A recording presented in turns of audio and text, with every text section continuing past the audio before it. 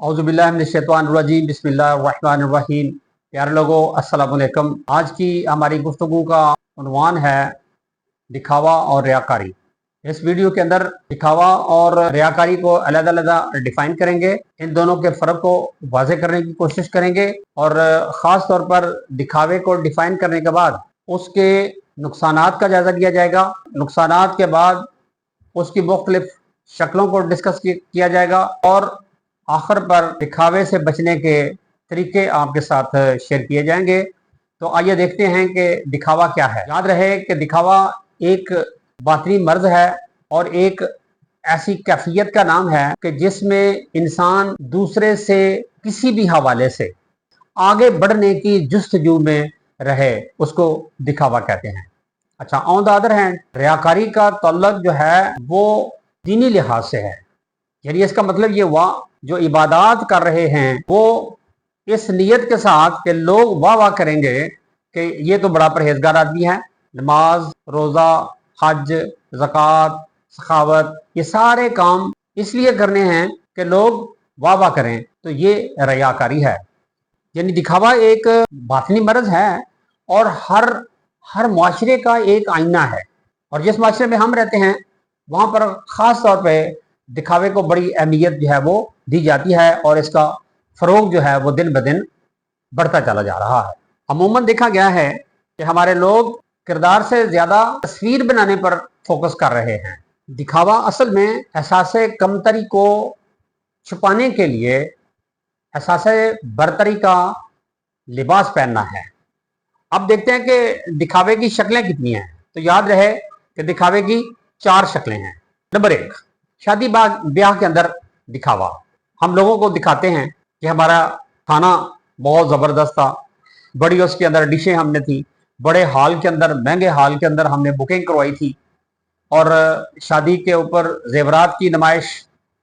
दिखावे की दूसरी शक्ल फौतगी का दिखावा है। यानी इंसान का अजीज़ो कारब रिश्तेदार फौत हो गए, दोस्त अहबाब फौत हो गए, तो वहां भी दिखावा है कि उसके मरने के बाद क्या कुछ किया गया, भाई खाना किस तर्ज का दिया गया, और उसके साथ और भी बड़े लवाजमात हैं, मैं उन पर डिस्कस नहीं करना चाहता। दिखावे की तीसरी शक्ल है तालीम का दिखावा।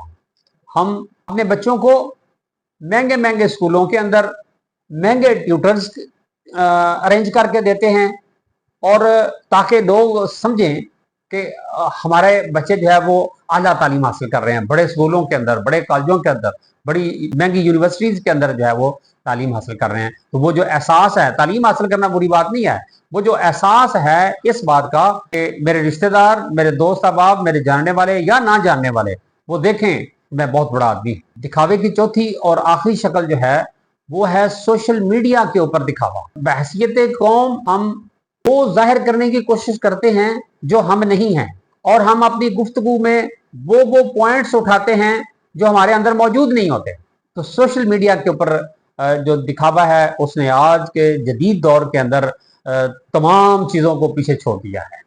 दिखावे के नुकसानात कितने हैं? तो याद रहे कि दिखावे के 4 नुकसानात हैं। 4 मैं आपके साथ डिस्कस करूंगा, और अगर 4 के अलावा कोई और हों, 5 हों, 6 हों, 10 हों, या जितने भी हों, तो वो आप मुझे इन्फॉर्म करेंगे, कमेंट्स करके मुझे बताएंगे कि फलां फलां जो है वो मैंने मिस कर दिया है। तो देखते हैं कि उसका जो पहला नुकसान है वो क्या है। दिखावे का पहला नुकसान मुआशी नुकसान है कि हम लोगों को देखकर उस तरह का बनने की कोशिश करते हैं, उस तरह की चीज़ें खरीदने की कोशिश करते हैं, मुआशी तौर पर हम नीचे चले जाते हैं। दिखावे का दूसरा नुकसान जो है वो इंसान एहसास कमतरी के अंदर मुब्तला तो होता ही है, तो उसके एहसास कमतरी के अंदर इजाफा हो जाता है। दिखावे का तीसरा नुकसान जो है वो है रिश्तों के अंदर दरारें बढ़ जाती हैं, रिश्ते कमजोर हो जाते हैं। वो इस तरह कि हमारा कोई ऐसा रिश्तेदार जिसकी माली हैसियत इतनी अच्छी नहीं, तो वो जब हमें देखता है तो वो फिर एहसास कमतरी का भी शिकार हो जाता है और वो मिलने से भी फिर गुरेज करता है। तो इस तरह से हमारे रिश्ते जो हैं वो कमज़ोर हो जाते हैं।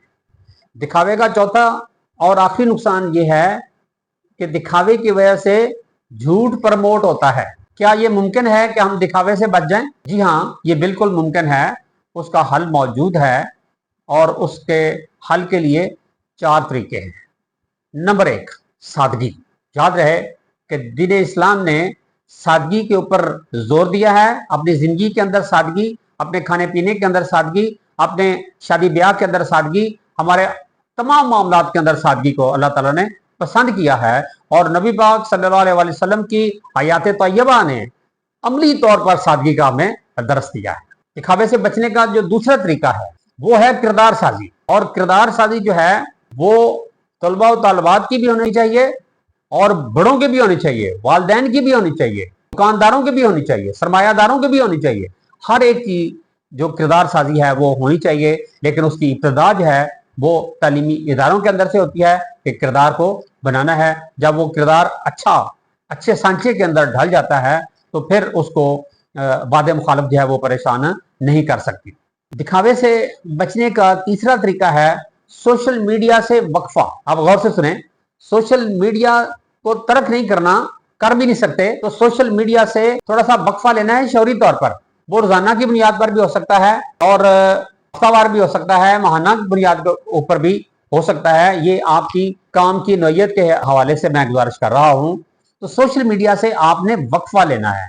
आप मुकर्रर करें कि मैंने फलां वक्त से लेकर फलां वक्त तक सोशल मीडिया के साथ रहना है और फलां वक्त में मैंने इसको हाथ नहीं लगाना। अगर ये अपने आप के साथ ये आप वादा करके उसको निभा सकते हैं तो फिर आपको कोई मसला ही नहीं है। दिखावे से बचने का आखिरी तरीका खुदी का शऊर है। याद रहे, यूं समझो कि दिखावे का उलट ही खुदी है। जब खुदी इंसान के अंदर बेदार हो जाती है, वो पैदा जब हो जाती है, फिर दिखावे जैसी बातें बड़ी छोटी महसूस होती हैं।